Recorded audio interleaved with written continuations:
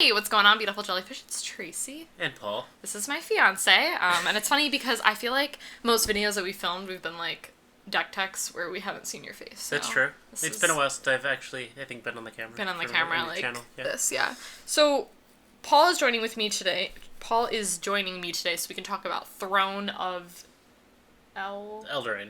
Eldraine? Okay, cool. Or Eldraine. Eldraine, whatever, however y'all pronounce it. But I've just been calling it Throne, and we have a list of a bunch of stuff that we want to talk about in this video. So our first kind of like general thoughts that we wanted to talk about are, I'm really excited about this set because it's very twisted Grimm's fairy tales versions. I think I've been wanting this for a while. I mean, the way it came out, I think it looks real fun.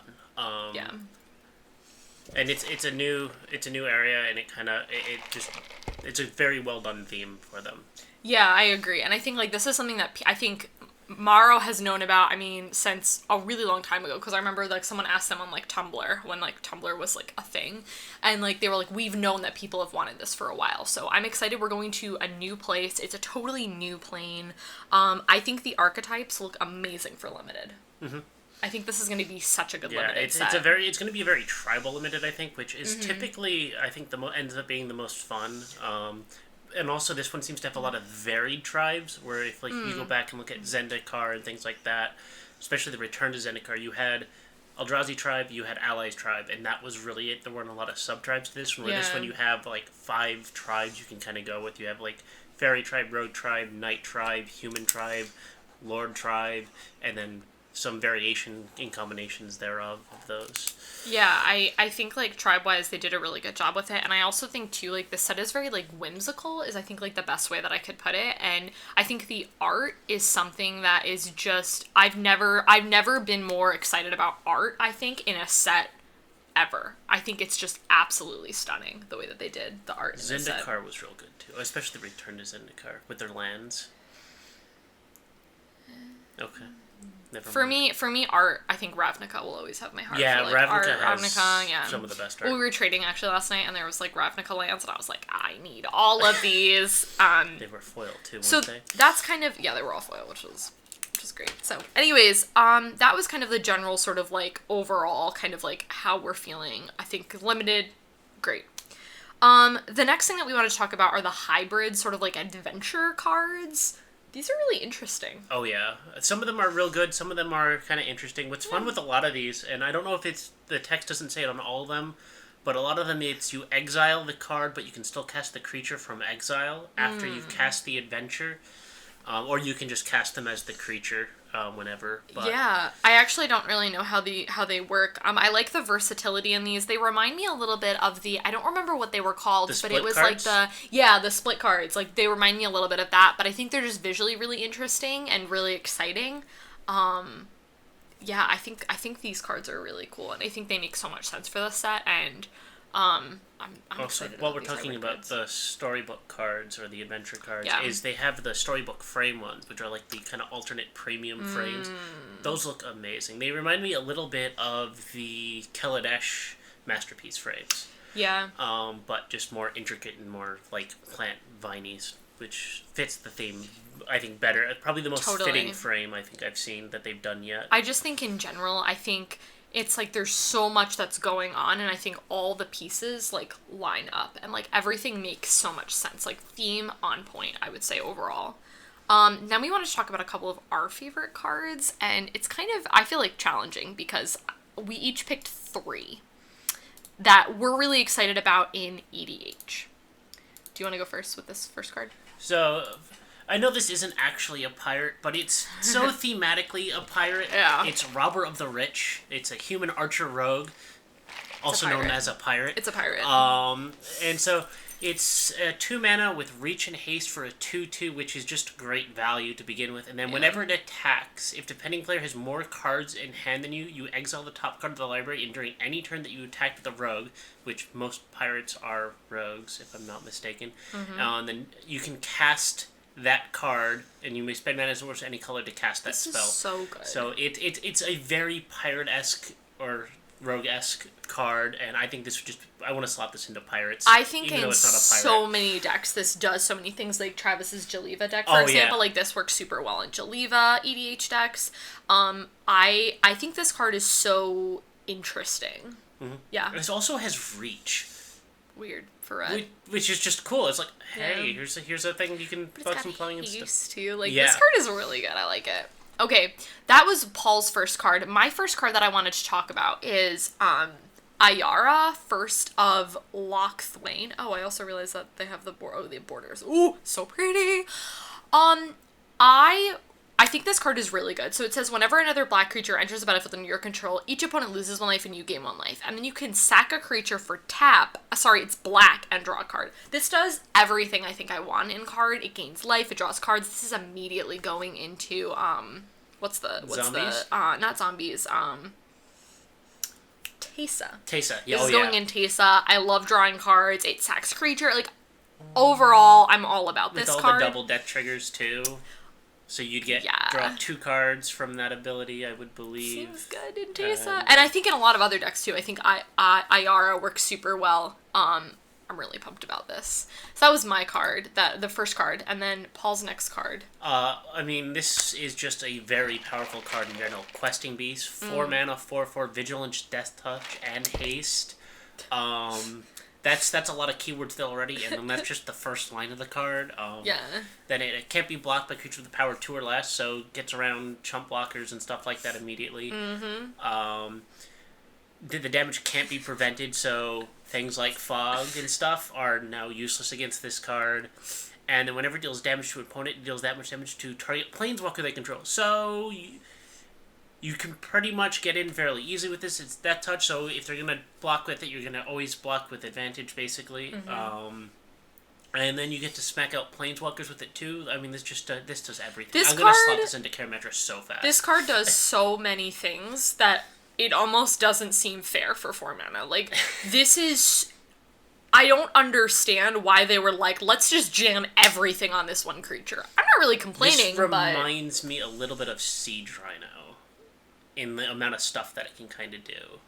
Siege Rhino does, like, 2 things. It gains 3 things. Yeah, but I mean, in terms of, like, power and limited... I think, yeah, I mean, in EDH too, I mean, this is what we're really focusing on EDH, just because that's what we play, but, like, this is such a, this in Limited is going to be literally insane. I mean, this in EDH too is going to be literally insane. Oh yeah, this is going into Karametra as soon as I grab one. Good. Okay, cool. My next card is, actually going to save her for last, is Charming Prince. I'm really excited about this card because this is another card for Rune decks, for Blink decks, for Rune and the other commander, Brago decks as well. EDTB is you scry 2, you gain 3 life, or you get to exile another target creature you own. Yeah. Everything about this. Yes, so flicker absolutely. with Brago, it enters, and then you flicker something else every turn. It's just lots of flicker triggers. Lots of flicker triggers. I'm really pumped about this. Yeah, there's not a whole lot to say. This card's awesome. And Paul's last card is Sire Conrad the Grim. It's 5 mana for a human knight. Whenever another creature dies, or a creature card is put in a graveyard from anywhere other than the battlefield, or a creature leaves your graveyard, deals 1 damage to each opponent. And the important thing on this one is, I think, a creature leaves your graveyard. That means it can get exiled from your graveyard, go from graveyard to your hand, graveyard to the battlefield, in decks like Marin, where you're constantly taking cards out of your graveyard, putting them in your hand, and onto the battlefield. This is going to deal so much damage. And then, for 2 mana, put up the top card of your library into your graveyard. Cool, I just milled a creature. Damage to everybody. End of turn, bring it out of the graveyard. Another damage to everyone. Yeah. And I think, too, one thing that I think is really cool about this set is it focuses on knights and fairies, which are pretty unsupported, I would say. I don't think they have a lot of cards. We haven't seen it in a while. We haven't seen it in a while. Like, Lorwyn had, like, a lot of fairies and things like that. Mm-hmm. And knights, they had the knight versus dragons, like set that had a lot of knights in it. But I'm really happy that we're getting more. And also in different colors, because this is black, and typically knights are white, so, which flavor makes sense. Typically green, white, and blue. Green and white are probably the main colors. Yeah, there's some definitely black knights white as well, but I think for Knight EDH, I think there's there's so much now. more now. Okay, my last card that I'm going to talk about, I'm really excited about her, is Linden, the Steadfast Queen. Okay, if y'all have been just keeping up with me for a while, you know that I have been talking about for literally ever how I just want a set of princesses and queens. I just wanted that. This set doesn't have as many as I would like because honestly, if I was working at Wizards of the Coast, it would be like literally everyone would be just like a creature type noble. Like that's just what I would have done. But we're getting some and I'm really excited. So, and if we ever go back to the set, you know we'll get more. I think Linden is a very well-rounded, fair EDH card. She's a 3 mana for 3/3 vigilance, and whenever a white creature you control attacks, you gain a life. She's very simple, but I just really like her. Yeah. I just think she does a couple things. I don't necessarily know what I'm gonna slot. I'll probably slot. I don't know. I probably won't slot her into slivers because the triple white is because hard. it's triple white and it's also white creature it attacks, and my sliver tokens are colorless. But I think like just for like a value like white like. And this doesn't really fit in angels because it's not an angel or No, flying. it doesn't. I don't have anything to like personally put her in. I just think she's really cool and I'm really excited about her. And I think for the art is just absolutely stunning. I keep talking about the art, but it's literally so hard not to because it's just she's literally amazing. Her dress, I'm about it. I want it. The sword is huge. I like need it. Okay.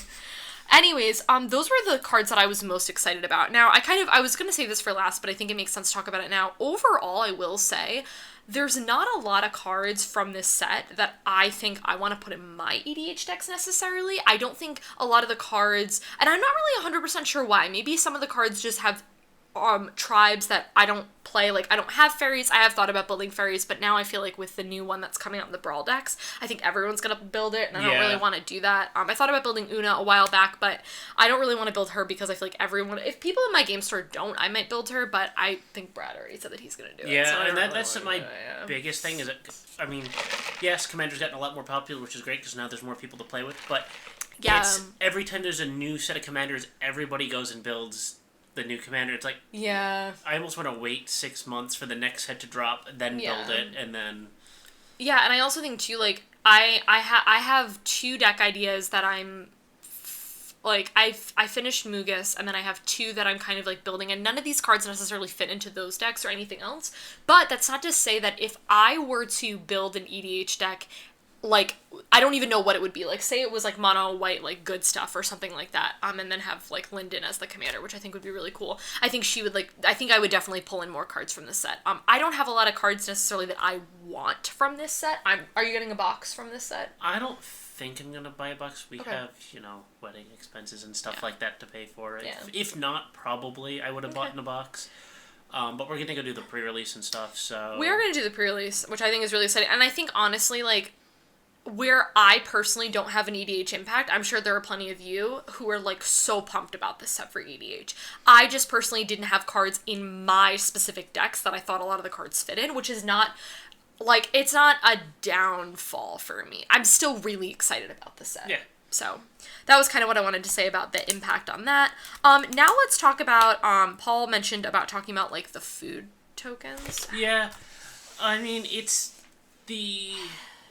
2 mana and sacrifice it and you gain 3 life. In limited, okay, maybe. Limited, I think it's gonna be fine. But anything outside of limited, like, I don't remember there being, I mean, maybe I missed it, a lot of cards that gain you a whole lot of advantage with having multiple food tokens or anything like that. Yeah. I think there's one that lets you sack them to draw a card as well, maybe, and that one might not be so bad. I think it's fine. I just don't, outside of potentially standard and limited, I don't think food tokens are gonna see an impact anywhere. Any play in standard, really.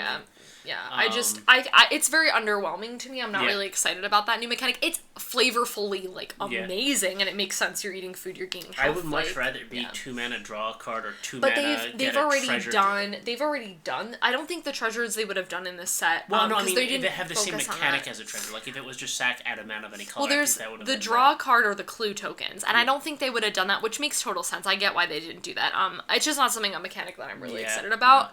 But we wanted to mention it, and then now I wanted to talk to y'all about the lands, because I think I'm really excited about the lands that they have. The first that I think a lot of people are really excited about in EDH is Fabled Passage. First off, this art, amazing. Howard Lyon literally did, like, so many cards on the set. He's been my favorite art. He's one of my favorite artists, but he's one of my favorite artists for this set. Amazing. This card is so good. It's so good. Basically, immediately either adds another Evolving Wilds that's just strictly better. It works just like any other Evolving Wilds, but it's better. But if you have 4 lands on the battlefield, it enters untapped. I need at least 10 of this card in foil. I'm not kidding. This card is amazing. I am so pumped about it. I'm about it. Tournament Ground is interesting if you're playing a night deck of those colors. Otherwise, or equipment. Yeah, but it's interesting because I wouldn't think black with equipment. So that's just really interesting. But red white for equipment is fine. But I get it because the black knights. Yeah. Well, there's also the legendary 3-color knight that just came out with this, which looks fun too. There's a bunch of other. I don't necessarily want to talk about all 10 of these, but I think some highlights I'm really pumped for is Castle Ardenvale. I think this card, it's a lot of mana to do the ability, but what I was telling Paul is that, if you're doing it when you don't have a lot of mana, I think this is a fine EDH card. Limited, even, maybe? In limited, I think it's fine. I think it's gonna be good in EDH when you don't have anything to do with your mana, honestly. I don't know necessarily what I'd put it in my decks, but I think I might put it in Teysa, actually. The arts are pretty, too, for them. I like how stunning. The next one is Castle Vantress. John Avon. Amazing. 4 mana scry 2. Again, it's a lot, but I think for late stages of the game, I think it's fine. In EDH. I'm excited. And then the other ones didn't really want to note. The green one is fine. Really pumped about Witch's Cottage. I like it. Put target creature from the graveyard on top of your library. Yeah. It's okay. I like it. Great. It's just okay. I like it. I think Mystic Sanctuary is a really good card too. That's a really good land because bringing an instant sorcery back is really strong. What is I think nice blue with decks these, are gonna run that. is they are fetchable because they do have the basic land type on them. Yes. Which does make them a little bit better. Yeah.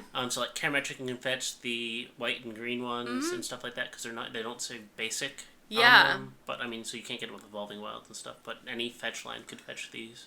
Those were the two that I mainly wanted to talk about, were the blue and the black one. But other than that, I think the lands are pretty good. I think that they're unique, which I really like, that they all do something different, and I don't feel like we've seen a lot of these abilities before. The so white one reminds me a lot of one we've seen from cons. Yeah, creating a 1/1, whatever, but scrying 2, idyllic Grange one.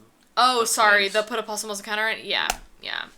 So that's kind of what we want to talk about for lands. And now let's talk about the different products that are going to be with this set. So let's first talk about the promos. I don't necessarily want to talk about all of them, but the Dark Frame promos. That you can get in the collector booster, too. Literally, these are amazing. Can we just talk about Glass Casket for a second? Who does that? Oh, Anastasia. I don't know how to say her name. Christy knows how to say it, but literally amazing. That's a real pretty. I don't need any of these cards, but they're all amazing. They're all stunning. I love these things. And then also kind of going along with that, I wanted to talk to y'all about it was this one, the collector boosters. They did these with, what was the set before this that they did something similar, where they did the foil packs? Do you know what I'm talking about? Did they do the collector packs before? I thought this was the first set. Well, it's the first time with collectors, but there was the foil packs before. I talked about it in the foil promo with the foil M20. promo packs. Yeah, with M20. I personally, I think these are really cool. $30, in my opinion, is pretty high. I mean, if you're looking for if you just want foils of a bunch of random cards, I guess it's okay. It's not too bad. You could probably buy most of the cards for that. Well, think about it. It's 15 cards for $30. That's $2 a card. Yeah. For if you're getting, I mean, honestly, I don't know the prices of a lot of these. You do get 2 guaranteed foil rare / mythics, which is cool. Which is nice. I think that these are really cool and unique, and I like them. And I think people who know me, who know how much I love foils, would think that I would be more excited about these. But I think the reason I'm not is, one, the price point. 30 just seems high to me. It's a lot. So I think maybe they're also not 20. draftable. This is true. But I think also too, I'm a fan of, I buy singles. So I'm very much where some of these I might go out of my way to buy individually, but I'm not going to I'm not going to just buy a pack of this. I think they're cool, but I'm just not gonna. They make good gifts, probably. Yeah, I think this is actually a great gift. I think because it's for anyone who loves foils, which I think the majority of them. I don't think anyone would complain about getting something like this. That was pretty much all I wanted to say. I do want to say, since I kind of mentioned earlier that I don't necessarily want to have the cards for like, I don't want to get a lot of these cards for, like, EDH purposes. I do think the art is so stunning, and I've thought about this for a while. I've thought about, honestly, just, like, collecting cards that I think are pretty, in general, but I'm just not 100% sure on that still, so, I don't know. That's kind of, like, where I'm at, because I think if I do that, I'm gonna want a lot of these cards in foil, because they're real pretty. They are. But I'm not 100% sure on that, so, any other thoughts about Throne? No, I think we covered everything. Okay, cool. So we're going to be doing the pre-release, definitely. Really pumped about it. And yeah, let me know what you guys think of this video. Let me know if there's any cards that you're just like really excited for. We almost made it. Yeah. And then the camera died. We were so close, but yeah, we're definitely going to be, oh yes, so let me know if there are any cards that like you're really excited about for EDH. Let me know if there's any commanders that you think you really want to build. Yeah, that was pretty much it. Thanks so much for hanging out. Paul, thanks for hanging out with me. I mean, I'm always here. I know, yeah. Okay. Bye, guys.